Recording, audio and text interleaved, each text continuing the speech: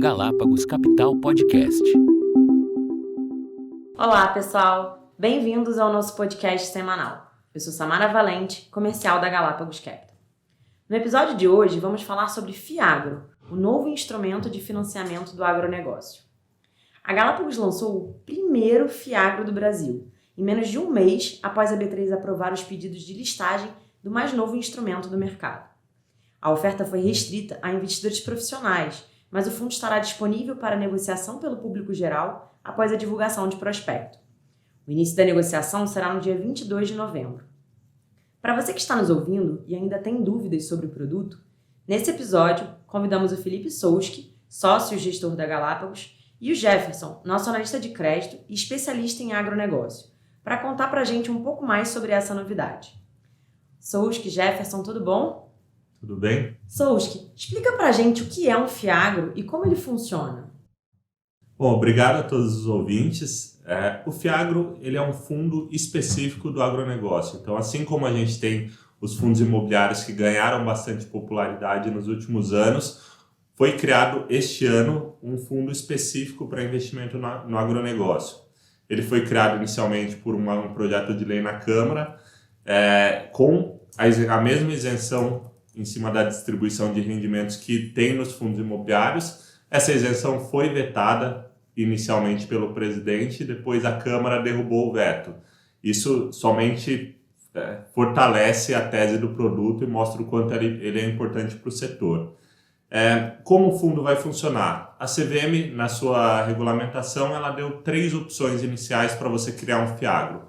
Um Fiagro imobiliário, com viés de investimento em terras e ativos mobiliários como CRA, o Fiagro FIDIC, que é focado em recebíveis, e o Fiagro FIP, que é focado em participações em empresas. No nosso caso, a gente focou no Fiagro imobiliário com foco em investimento em CRAs, que são certificados de recebíveis do agronegócio, que são parecidos com certificados de recebíveis imobiliários, que também estão bastante famosos no momento pelos investimentos pelos fundos imobiliários, e os recebíveis no agronegócio eles são focados em crédito, são instrumentos de crédito onde a gente tem normalmente um produtor, um tomador desse crédito que investe esses recursos no agronegócio. Muito bom. E o que motivou a Galápagos a ser a primeira a lançar esse produto? O mercado do agronegócio sempre esteve no DNA da Galápagos desde o início, sempre foi um dos mercados que a gente teve mais participação. E desde o início das discussões sobre o formato do Fiagro, a gente esteve envolvido com o B3 para discutir a melhor formatação do produto. Então, já estávamos por dentro de todas as discussões e quando a regulamentação ficou pronta, a gente basicamente já tinha o desenho do produto aqui dentro de casa. A gente sempre foi um grande originador e estruturador de CRAs, então a gente já tinha tudo pronto, foi só formatar o fundo, como funcionaria o fundo, como seriam as distribuições de rendimentos. Isso tudo funcionará muito parecido com o nosso fundo de CRI, o GCRI11, então a gente até brinca aqui dentro que a gente criou o irmão do GCRI11, o GCRA11. Então, um funcionamento muito parecido, então desde o início a gente esteve muito envolvido e por isso fomos os primeiros aí do mercado a criar esse produto. Você pode explicar para os nossos ouvintes as vantagens para o investidor em comprar um Fiagro e qual a diferença deles para os CRAs que você mencionou? Bom, a principal vantagem que eu destaco é a gestão ativa. Os CRAs são instrumentos de crédito bastante complexos para o investidor comum. Então, você tendo um gestor especialista fazendo toda a análise de crédito, fazendo toda a diligência, fazendo todo o processo de investimento que o Jefferson vai passar na sequência, você tende a ter um produto muito mais saudável com uma qualidade de crédito melhor.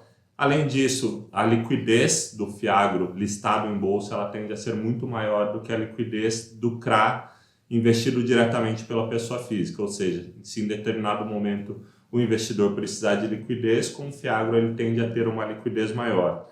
Além disso, você tem todo um trabalho de qualidade de informações. Aqui na Galápagos a gente vai disponibilizar um relatório mensal dando updates de tudo que foi feito em determinado mês em relação à carteira, updates em relação à qualidade dos créditos dos papéis investidos. Então, são informações que geralmente não estão disponíveis no investimento direto em CRAs.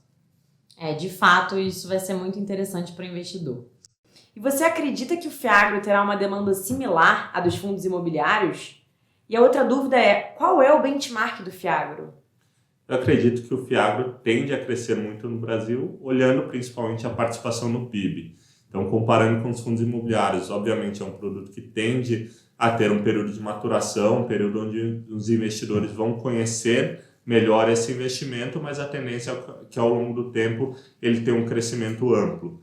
E o benchmark, por enquanto, como é um produto novo, ele não tem, por exemplo, o IFIX, que é o índice específico de fundos imobiliários. Mas eu acredito que ao longo do tempo vão ser desenvolvidos benchmarks específicos para o mercado dos FIAGROs, que tende a crescer bastante. Aqui no nosso FIAGRO, como ele investe em CRAs, investe em renda fixa, o nosso benchmark vai ser IPCA mais o yield do IMAB, que esse índice nada mais é do que o yield das NTNBs até 5 anos. Jefferson, a Galápagos foi a pioneira no lançamento desse produto no mercado. Então gostaríamos de saber em quais setores do agronegócio o GCRA vai investir. Bom, obrigado a todos os nossos ouvintes. Em termos de setores, a ideia do fundo é ser bastante ampla. A gente pensa em investir em toda a cadeia do agro. Então, quando eu falo toda a cadeia do agro, a gente vai dar crédito desde produtores rurais, então produtores de soja, de milho, de cana e de vários outros produtos, então todos os produtores rurais, passando pela indústria. Então, a gente pode dar crédito, por exemplo, para uma grande indústria alimentícia, para um processador de soja, para uma grande indústria de alimentos no geral e até na ponta final. Então a gente tem casos de CRA, por exemplo, emitidos por restaurantes que estão dentro da cadeia agro, só que estão na ponta final, são basicamente compradores de produto agro. Então a ideia do fundo é ter um leque bem amplo e abranger a cadeia, desde quem está plantando no campo até quem está, de certa forma, vendendo para o consumidor na ponta. E como vocês vão selecionar esses CRAs que vão ser investidos pelo GCRA? Ótima pergunta. Então, acho que dando um passo atrás, o CRA vai chegar aqui na Galápagos, esse crédito vai chegar na Galápagos por meio de originação interna, então a gente tem um time aqui dedicado para isso, ou então por meio de terceiros. A gente não deixa de olhar operações que vêm do mercado, desde que elas sejam boas. Uma vez que a operação chegou aqui, falando de uma maneira geral, a gente vai fazer uma análise de crédito completa. Então, o que seria essa análise de crédito completa? A gente vai começar olhando todos os dados financeiros e operacionais daquele devedor, e aí tem algumas particularidades, de acordo com cada setor, que não vale a pena detalhar aqui. A gente vai olhar também todo o histórico operacional desse devedor e ver a capacidade que ele tem de pagamento. A partir disso, a gente vai projetar os resultados em diferentes cenários e entender se aquele crédito vale a pena ou não. Aquele crédito valendo a pena, passando pela equipe de análise, ele vai para um comitê de crédito. Então, é um comitê de crédito composto por alguns profissionais aqui da Galápagos com longa experiência de mercado, longa experiência no mercado de crédito. Passando por esse comitê, a gente vai fazer uma due diligence completa, tanto dos dados que a gente recebeu, quanto das garantias que vão ser dadas, e passando por essa due diligence, a emissão efetivamente ocorre. Então, a ideia é um processo que olha o devedor no detalhe e entende se ele é capaz de pagar aquela dívida ou não e se ele é um devedor de qualidade. Jefferson, Souski, muito obrigada pelos esclarecimentos. Agora nossos ouvintes sabem um pouco mais sobre esse produto. E para você que quer continuar por dentro das novidades desse setor, aqui, na Galápagos, disponibilizaremos relatórios mensais detalhados sobre os ativos que comporão a carteira do nosso fundo. Obrigada pela atenção e até o podcast da próxima semana. Galápagos Capital Podcast.